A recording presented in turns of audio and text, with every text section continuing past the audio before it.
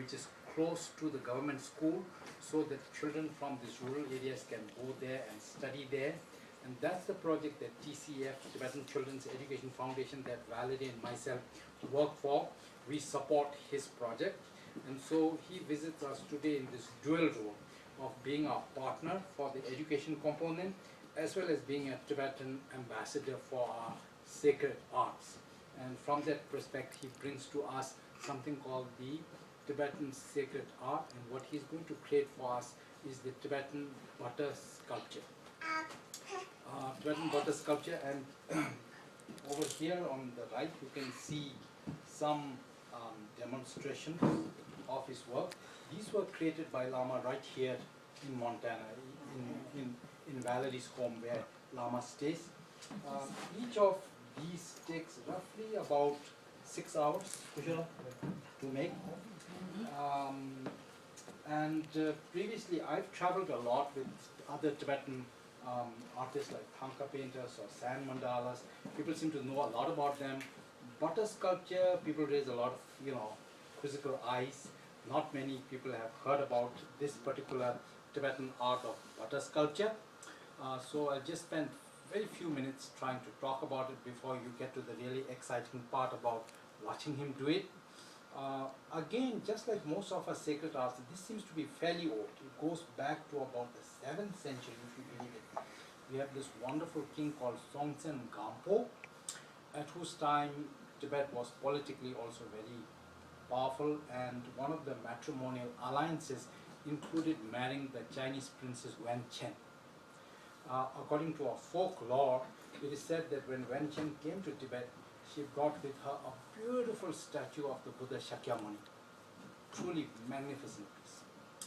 And the people of Lhasa and everybody wanted to offer it the honor and the dignity that it deserved.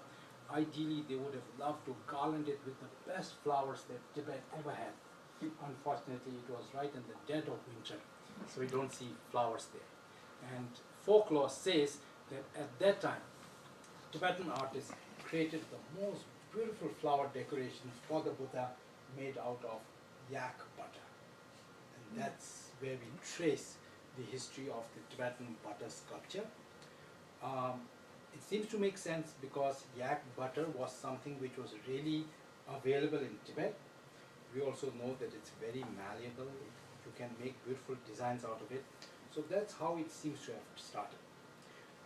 In our day-to-day, the Tibetan butter sculpture is usually made one time. There's one time in the lunar month when the butter sculpture is made, and that is on the 15th day of the first lunar month. So the first lunar month, the first day is Losar. It's like a Tibetan New Year. Everybody wears their best clothes, celebrates it.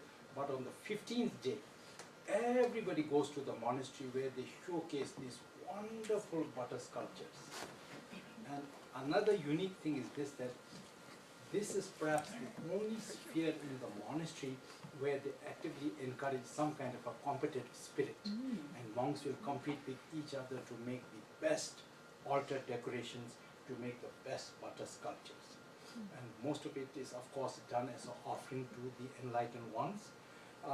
In Tibet, these beautiful butter sculptures, because of the weather, it could survive for as much as 1 year.